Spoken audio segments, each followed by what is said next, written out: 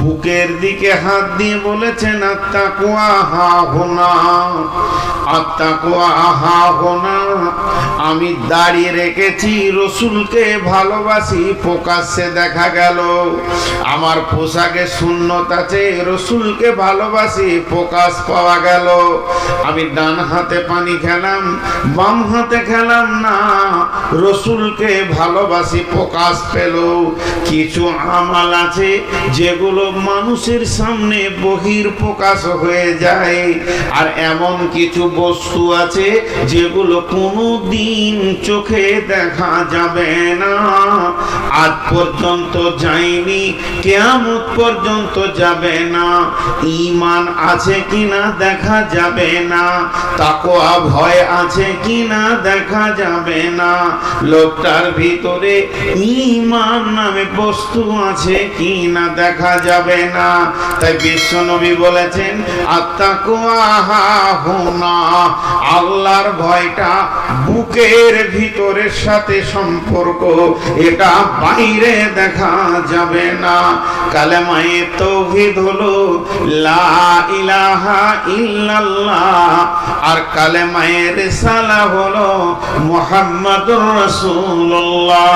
পৃথিবীতে নবী মুহাম্মদকে দেখা গেছে, পৃথিবীকে নবী মুহাম্মদ গোপন, নবী মুহাম্মদকে পৃথিবী গোপন করতে পারেনি।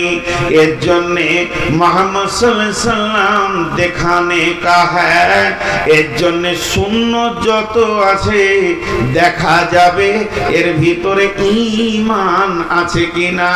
লা ইলাহা, আল্লাহকে যেমন দেখা যায়নি তেমনি ঈমানকে দেখা যাবে না। হৃদয়ের ঈমানটা আল্লাহর সাথে সম্পর্ক, আর বাহ্যিক চলাফেরাটা নবী মুহাম্মদ সাল্লাল্লাহু আলাইহি সাল্লামের সাথে সম্পর্ক।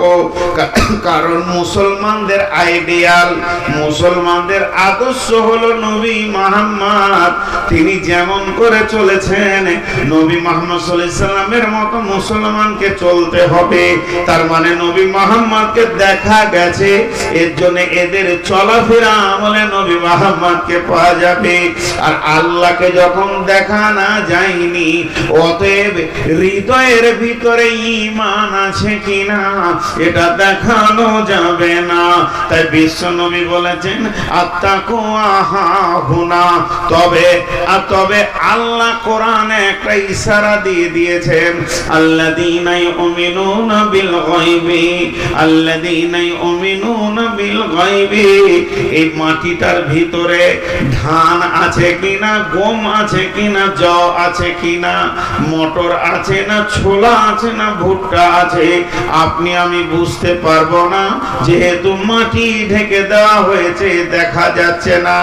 যখন তার অঙ্কুর হয়ে পাতা বের হয়ে যাবে, তখন সারা পৃথিবী বলবে এই মাটিটার নিচে ভুট্টা ছিল, ভুট্টার পাতা হয়েছে, ছোলা ছিল, ছোলার পাতা হয়েছে।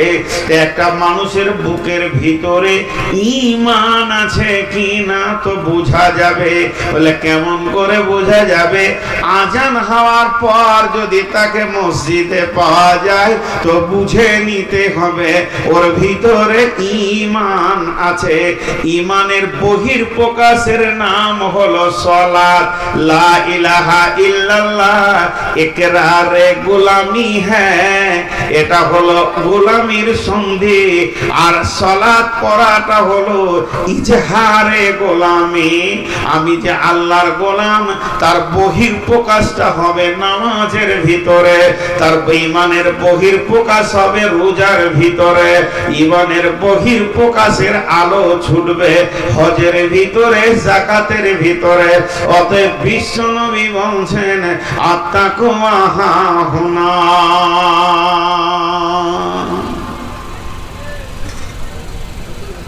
জি, এরা দাঁড়িয়ে আছে এখানে, জি এরা দাঁড়িয়ে এখানে থাক, কিচ্ছু দিতে হবে না, অত বড় পীর আমি লই। হ্যাঁ, আমিও আপনার মতো মানুষ। যা করেছেন আপনারা, কদিন পর মাজার করবেন নাকি চিন্তা হয়েছে। ভালো আছে, যা খুশিতে করে দিয়েছে বিরাট কিছু, এত দরকার নেই ভাই। খালি ইউটিউবার কমে গেলে জানে বেঁচে যায়। আগামী বছরে আর এক ইউটিউবার কাছতে দিব, নিয়ত করেছি। সিজন শুরু হওয়ার খুব কষ্ট হয়েছে, অর্ধেক ঘেরে নিয়েছে, আবার লাভও হচ্ছে, অন্য সময় শুনতে পেয়েছেন। তো আমার আর 2-5 মিনিট ভূমিকায় থাকবো, যে মেন আয়াতে চলে যাব। তো ইমানের বহির প্রকাশ হলো নামাজ। তো তাকওয়া মানে ভয়। এইরকম বাগানে 2টা পাকা আম ঝুলছে, একটা ছেলে একটা পট করে পেরে নিল, আর একটা ছেলে হাতটাকে এমনি করে পালিয়ে গেল। মানে কি? এর ভয় আছে, ওর ভয় নাই। ওর ভয়টা ভিতরকার বিষয়, কিন্তু কার্যক্ষেত্রে বোঝা যায় যে কার ভয় আছে কার ভয় নেই। ভিতরকার বিষয় হলো কাজের ময়দানে বোঝা যাবে যে ভয় আছে কি নাই। ভয় থাকলে লাভ না ভয় না থাকলে লাভ। এখন এমন একটা জামানা এসে গেছে, কেউ কাউকে ভয় করে না, কেউ কাউকে করে না। আজকে আমি তাকওয়া সম্পর্কে কথা বলবো, ভয় সম্পর্কে, কিন্তু মুত্তাকির আর একটা বিষয় আছে, সেটা ধরবো না। আজকে কদিন হলো ঈদ হওয়া? 4-5 দিন হয়ে গেল না? যাই হোক, তো রমজান এসেছিলেন কেন? রমজান আমাদের কাছে এসেছিলেন কেন? জি, একটা লোক আপনার কাছে এলো আর গেল। তা আমি মৌলানাকে জিজ্ঞেস করছি, আব্দুল গাফফার এসেছিল কেন? উনি বলেন মাদ্রাসার কিছু টাকা ছিল, দিয়ে গেল। কি একটা চিঠি দিয়ে গেল, কি আমাকে একটা দাওয়াত করে গেল, কি ওর বাড়িতে আমাকে ডেকে গেল, কোনো কারণ আছে। তা রমজান এলো কেন? তো রমজান নিজেই বলছেন, কি বলছেন আল্লাহ? ইয়া আইয়ুহাল্লাযীনা আমানু কুতিবা আলাইকুমুস সিয়ামু কামা কুতিবা আলাল্লাযীনা মিন ক্বাবলিকুম। হে ঈমানদারেরা, তোমাদের উপরে রমজানের রোজাকে ফরজ করা হয়েছে, যেমন তোমাদের পূর্বপুরুষের উপর ফরজ ছিল। এখন আমরা আল্লাহকে মহব্বতের সঙ্গে ছোট করে প্রশ্ন করে দিলাম, কেন এটা হলো? কেন, কি কারণে আপনি বানালেন রোজা? তা আমার আল্লাহ উত্তরে বলছেন, লাআল্লাকুম তাত্তাকুন, যাতে করে তোমরা মুত্তাকি হয়ে যেতে পারো। ভীতু বানানোর জন্য আমি রোজা পাঠিয়েছি। আমরা রোজাতে ভীতু হয়ে গিয়েছিলাম, খুব ভীতু। কেমন ভীতু? দিনের বেলায় সামনে খাবার, তাও হাত দিইনি আল্লাহর ভয়ে। কোল্ড ড্রিঙ্কস আছে খেলাম না, মাছ মাংস খেলাম না, নিজের বিবি ব্যবহার করলাম না, শুধুমাত্র আল্লাহর ভয়ে। তাই আমার আল্লাহ বলছেন, যদি তুমি ভীতু হও তো রাস্তা পেয়ে যাবে। তাফসীর ইবনে কাসিরের মধ্যে লিখেছেন, যালিকাল কিতাবু লা রাইবা ফীহি, এই কিতাবের মধ্যে কোনো সন্দেহ নাই, হুদাল লিল মুত্তাকিন, হেদায়েত পাবে কারা? যারা আল্লাহ ভীতু হবে। আল্লাহ ভীতু না হলে কোরআন থেকে লাভ নিতে পারবে না, যতক্ষণ পর্যন্ত তার হৃদয়ে আল্লাহর ভয় না হয়েছে, ওই লোকটা কোরআন থেকে লাভ নিতে পারবে না। আল্লাহর ভয় দিলে আসতে হবে, তাহলে সে কোরআন থেকে লাভ নেবে। কোরআন থেকে লাভ নেবে। কেমন লাভ নেবে? কোরআন থেকে আসল ফায়দা নিতে পারবে। সহজ করে একটা উদাহরণ দিই, এটার নাম দাঁত। আর লাঠির মতো আছে, ওটাকে কুসর বা আমাদের দেশে আখ বলে। যদি কারো দাঁত না থাকে ওর হাতে আখ দিলে যেমন কোনো লাভ নাই, দাঁত নাই আখ নিয়ে কোনো লাভ নাই। আর দাঁতওয়ালাকে যদি আখ দিবেন তো ওকে পিড়ে চুষে ওর ভিতর থেকে রস বের করে নিবে। তো যার দিলে আল্লাহর ভয় আছে ওই লোকটা কোরআন থেকে যত মধু আছে চুষে হেদায়েতের রাস্তা দিতে পারবে। আর যার দিলে আল্লাহর ভয় নাই ওই লোকটা হেদায়েত নিতে পারবে না। যার দাঁত নাই সে যেমন আখের রস নিতে পারবে না, যার দিলে আল্লাহর ভয় নাই সে কোরআন থেকে ফায়দা নিতে পারবে না। এর জন্য আল্লাহ কোরআনে প্রথমেই বলে দিয়েছেন যালিকাল কিতাবুল লা রাইবা ফীহি হুদাল লিল মুত্তাকিন। হযরতে ওমর গভীর অন্ধকার আমাবস্যার রাত সঙ্গী সাথীদেরকে নিয়ে লম্বা সফরে মরুভূমিতে বের হয়ে গেছেন। রাস্তায় যেতে যেতে হঠাৎ তিনি বলে ফেললেন, ও আমার সাথীরা, ওরে আমার সফরের সঙ্গী, তোমরা যারা রয়েছ বলো বলো আল্লাহর কোরআনের এমন একটা আয়াতকে তুলে ধরো যে আয়াতটা শুনলে আল্লাহর ভয়ে আমার দিলটা থরথর করে কাঁপবে। যখনই এই কথা বললেন চারিদিকে অন্ধকার, কেউ উঠে, কেউ ঘোড়াতে, কেউ খচ্চরে, কেউ গাধাতে সফর করছে, কেউ কাউকে দেখতে পায় না, আবচ্ছন্ন হয়ে রয়েছে গভীর অন্ধকার রাত্রিতে। হযরতে ওমর যখন এই কথাটা বললেন, ওরে আমার সাথীরা, তোমরা আমাকে কোরআনের একটা আয়াত শুনিয়ে দিয়ে আমাকে ভীত সন্ত্রস্ত করে দাও। তো ওমরের পেছন দিক থেকে শব্দ আসছে, বিসমিল্লাহির রহমানির রহিম, ফামান ইয়ামাল মিসকালা যাররাতিন খায়রান ইয়ারা ওয়া মান ইয়ামাল মিসকালা যাররাতিন শাররান ইয়ারা। যখনই আয়াতটা পড়লেন হযরত ওমর বাচ্চা ছেলের মতো ডুকরে ডুকরে কাঁদতে শুরু করলেন আল্লাহর ভয়ে। তার মানে আয়াত বলছে, উমর রে,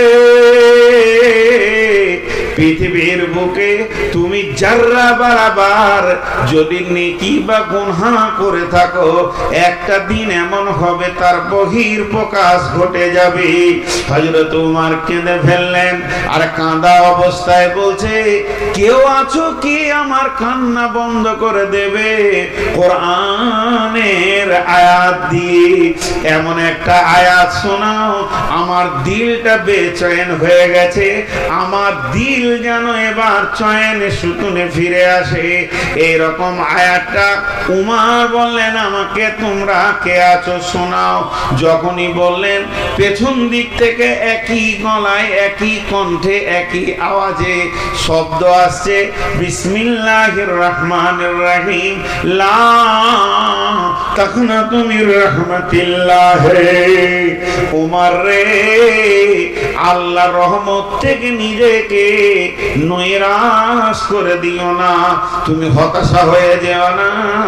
মানুষ পাপ করে যদি আকাশ চুম্বি করে দেয়, আমার রবের রহমতের দরিয়ায় সামান্য কিঞ্চিত, অতএব ওমর কোনো চিন্তা করিও না, নিশ্চয়ই রব মাফ করনে ওয়ালা।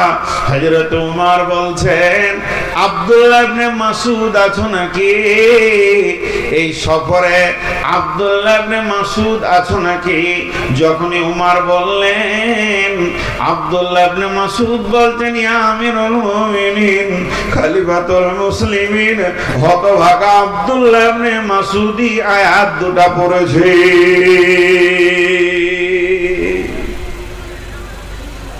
তো মুত্তাকি হতে হবে, তাহলে কোরআন থেকে ফায়দা নিতে পারবে।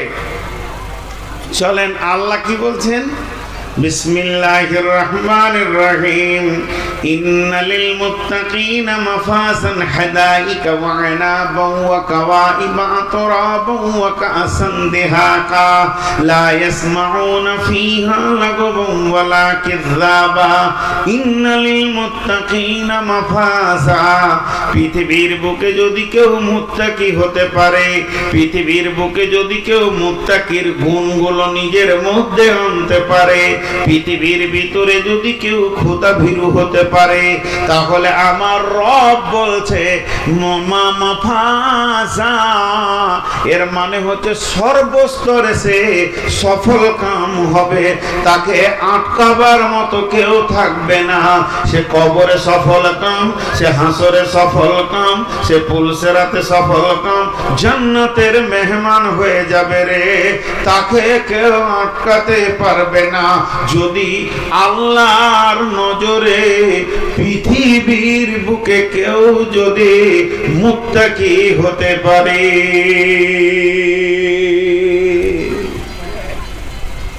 জি এই ওই ক্যামেরাওয়ালা, তোমরা দুজনা বাইরে যাও, খুব টিকটিকির মতো টিকির টিপির করছো। চোখের সামনে আমি বায়ান করবো, এটা নিতে পারবো না। আবার অন্য বক্তা আসবে, তখন আসবে। আর তুমি যা ক্যামেরা মেরেছো আজকে, আমি ব্যস্ত ছিলাম, নাহলে তোমার ক্যামেরার গোষ্ঠী মারতাম। সারা দুনিয়া ঘুরে দিছি, এত ক্যামেরাম্যান দেখিনি। তো মুত্তাকি হতে হবে। যদি খোদা ভীতু না কেউ হয়, তাহলে তার দ্বারা কোনো আমল করা সম্ভব হবে না। বিধায় আপনারা ধীর মস্তিষ্কে শোনেন, মুত্তাকি হলে লাভ সর্বস্তরে সে সফল কাম, সফল কাম, সফল কাম, তাকে কেউ আটকাতে পারবে না। একটা উদাহরণ দিব। ধরেন এই ভাইয়ার সঙ্গে আমার একটা জমি বিক্রি লেনদেন হচ্ছে, আমি বিক্রি করব, তো উনি আমাকে মাওলানা ভেবে খুশি হয়ে ফুল টাকা পে করে দিয়েছেন, 50 লাখ টাকা দিয়ে দিয়েছেন। এবারে রোড সাইডে জায়গা খালি, রেজিস্ট্রিটা বাকি আছে। আমি যে বেঈমান ওটা কি উনি জানেন? লে যে পোশাক সব টাকা দিয়ে দিয়েছে। ঠিক 1 মাস পরে উনি বলছেন, তা ভাই একটা দিন রেডি করে চলেন, রেজিস্ট্রিটা করে নিই। তখন আমি পেছন দিকে হাঁটছি, কারণ ছেলেরা বলছে যদি জায়গা বেচো তো তোমাকে কাঠবর নদীতে ভাসাবো। ঘটনা এরকম ঘটে গেছে। যখন আমি পেছন দিকে 1-2 মাস হেঁটেছি, উনি আমার নামে কেস করে দিয়েছেন, কোর্টে কেস হয়ে গেছে। কথাটা উদাহরণ দিচ্ছি, বুঝার চেষ্টা করেন। যখন কেস হয়ে গেছে, তখন আমার ঘরে নোটিশ এসছে, আয় লোকের 50,000 খেয়ে বসে থাকবি, তুই জায়গা দে। তো আমি আমার উকিলকে নিয়ে বসেছি, আর উকিল আমার টাকা খাবে, আমার হয়ে বকবেও। তো উকিল বলছে জায়গাটা কি বেচবে না আর একটু বেশি নিতে চাইছে, তোমার ধ্যান ধারণা কি, তুমি কোন উদ্দেশ্যে পেছুচ্ছ ওটা আগে খুলে বলো। বলে জায়গা দিবই না। তো উকিল বলছে তখন তুমি বলবে কোর্টে যে ওটা আমি ধার নিয়েছিলাম, যে টাকা দিয়ে দিও। তো ধার নিয়েছিলাম, এবার আমি মিথ্যা কথা বলবো, বেঈমান তো আরো যত পারবো মিথ্যা বলবো। তো উকিল বুদ্ধি দিলাম, বলে ওইটা কি করে বলবো? বলে ধার নিয়েছিলাম, দিয়েছিল বন্ধু মানুষ, ও জায়গাটা লোভে ওটা বলছে, আর না হয় দেখা কোথাও কিছু লেখা আছে। তো বয়না করেছি, তার তো একটা বয়নানামা রেজিস্ট্রেশন হবে, তা তো হয়নি। আমাকে জিজ্ঞেস করছে আপনি কোনো জায়গায় সই করেছেন? বলেন না। বয়না কোনো লেখালেখি? বলেন না। অনেক মহব্বত, অতি দিয়ে দিয়েছে টাকা, কোনো জায়গায় লেখালেখি নেই। তো আজকে হচ্ছে ক তারিখ? 26 তারিখ। আর কোর্টের ডেট আছে ক তারিখ? মে মাসের 10 তারিখ। আর 26 তারিখে আমি উকিলকে নিয়ে বসেছি। তো উকিল কি বলছে, আপনি সই করেননি তো? বলেন না। কোনো কাগজে? বলেন না। কোনো লেখালেখি? বলেন না। তো উকিল বলছে আপনি বেঁচে গেছেন। শব্দটা, ভাষাটা দেখেন, বেঁচে গেছেন। এইটা ঠিক না বেঁচে যাবেন ওইটা ঠিক? এখনো তো ডেট আসেনি। তো উকিলের বলা উচিত ছিল আপনি বেঁচে যাবেন, সেদিন কোনো চিন্তা নাই, বিচারের দিন আপনি বেঁচে যাবেন। এই কথা না বলে উকিল বলছে আপনি বেঁচে গেছেন। মানুষ অতীত শব্দ ব্যবহার করে ভবিষ্যৎকে মজবুত করার জন্যে, তো আল্লাহ কোরআনে ওই শব্দটাই বলছে। কি বলছে?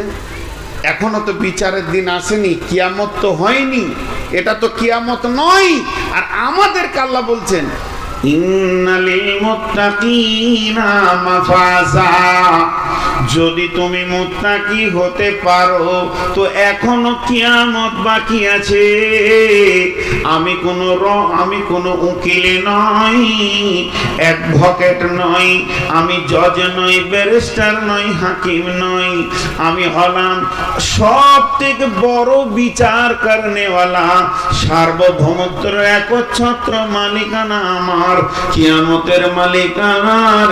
অতএব আমি এখনই মুত্তাকিদেরকে বলে দিছি তোমরা সবাই বেঁচে গেছো, আর তোমাদের সেদিন কোনো চিন্তা নাই। ইন্নালিল মুত্তাকিনা মাফাজা, নিশ্চয়ই মুত্তাকিরা বেঁচে যাবে, নয় বেঁচে গেছে। তুমি মুত্তাকি বলে হ্যাঁ বেঁচে গেছো, তুমি মুত্তাকি বলে হ্যাঁ বেঁচে গেছো, আর তোমাদের কোনো টেনশন নাই। হাদাইকা ওয়া আনাবা, তোমরা বাগানে থাকবে আঙ্গুরের, ওয়া কাওয়াইবা তুরাবা ওয়া কাআসান দিহাকা, তোমাদের কাছে উদীয়মান নব যুবতী থাকবে এবং সারাবান তাহুরা থাকবে। তোমরা বাগানে ঘুরবে, আল্লাহর উদ্যানে আনন্দ করবে। আমি এখনো কিয়ামত হতে কতদিন বাকি আছে সেটা আমার রব জানে, পৃথিবীর কেউ জানে না। ওই রব আগে থেকেই সুসংবাদ দিয়েছে, মুমিনকে দেয়নি, অন্য কাউকে দেয়নি, একমাত্র মুত্তাকিদেরকে বলেছে তোমরা বেঁচে গেছো। আবার সূরা মুরসালেতে বলছে ইন্নাল মুত্তাকিনা ফি দিলালিন ওয়া উয়ুন ওয়া ফাওয়াকিহা মিম্মা ইয়াশতাহুন কুলু ওয়াশরাবু হানিয়াম বিমা কুনতুম তা'মালুন। আমার কতক্ষণ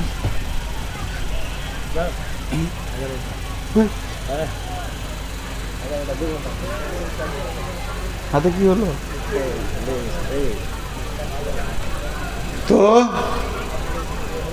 দেখেন মুত্তাকিদের কত লাভ দেখেন। হাজি ভাই,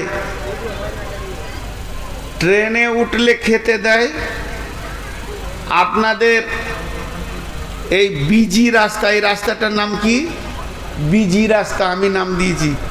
পশ্চিমবঙ্গে এত বিজি রাস্তা আর আছে বলে আমার জানা নাই। সুবহান আল্লাহ। এই রাস্তাতে বাদশা হচ্ছে টোটোওয়ালারা, কোনো গাড়িকে কেয়ার করে না, ওরা ঢুকিয়ে দিচ্ছে খালি। আল্লাহ মাফ করুক। আগে আল্লাহ বিবেক মারে, তারপরে টোটো কেনার পয়সা দেয়। ও রাস্তার মাঝে ছাড়া জীবনে সাইডে হাঁটবে না। আমার এক ড্রাইভার বলছে হুজুর, টোটোওয়ালাদের এমন বর্তমান যা অবস্থা, সরকার খালি এয়ারপোর্টের দরজাটা তালা মেরে রেখেছে, নাইলে ওরা একবারে দুবাইয়ের প্যাসেঞ্জার তুলে নেবে। কোন দিন এয়ারপোর্টে ঢুকে বলবে উঠে বস, সৌদি পৌঁছিয়ে দিছি, কোনো টেনশন নেই। এদের অবস্থা এমন। তো যাই হোক, আমি আপনাদের সামনে ছোট্ট করে একটা উদাহরণ দিচ্ছি। পৃথিবীর যত যানবাহন আছে কেউ আপনাকে খাবার দেয় না, কিন্তু কিছু স্পেশাল ট্রেন আছে, টিকিটের সঙ্গে খাবার আছে। সর্বোপরি আপনি যদি বিমানে যাত্রা করেন তো খাবার পাবেন। এখন আবার সব বিমানে নাই, স্পেশাল বিমানগুলোতে খাবার আছে। তো আমার আল্লাহ বলছেন ইন্নাল মুত্তাকিনা ফি দিলালিন ওয়া উয়ুন ওয়া ফাওয়াকিহা মিম্মা ইয়াশতাহুন কুলু ওয়াশরাবু হানিয়াম বিমা কুনতুম তা'মালুন। যতজন জান্নাতে যাবে, শহীদ জান্নাতে যাবে, সালেহিন জান্নাতে যাবে, সাবেরিন জান্নাতে যাবে, মুত্তাকি জান্নাতে যাবে, মুমিন জান্নাতে যাবে। জান্নাতের যতগুলি যাত্রী আছে তারা যেমন আল্লাহ তাদেরকে সম্মানী দিয়ে নিয়ে যাওয়ার ওইভাবেই জান্নাতে পৌঁছাবেন। কিন্তু স্পেশাল কোটারে যাত্রী হচ্ছে মুত্তাকি। মুত্তাকি যত দূর যেতে থাকবে তাদের মাথাতে ছায়া থাকবে এবং মুত্তাকি যেখানেই বসবে উঠবে হাসরের মাঠে কবরে একদম পুলসেরাতে ওর সঙ্গে সব সময় নদী কুলকুল করে বইবে এবং ফল ফ্রুটের সম্ভার সঙ্গে থাকবে। কুলু ওয়াশরাবু হানিয়াম বিমা কুনতুম তা'মালুন, তোমরা খেতে থাকো, চলতে থাকো, পান করো, যেহেতু তোমরা রবের আমল করেছো, মুত্তাকি হয়ে গেছো।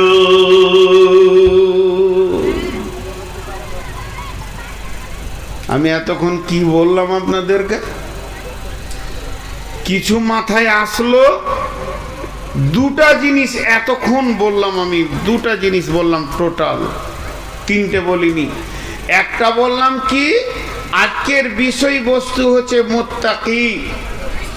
মুত্তাকি ভীতু, ভীতুদের গুণ কেমন হবে এটা বয়ান করব। আর দ্বিতীয়টা বললাম কি, আমি যদি ভীতু হই, আমি যদি ভীতু হই তো কি কি লাভ হবে।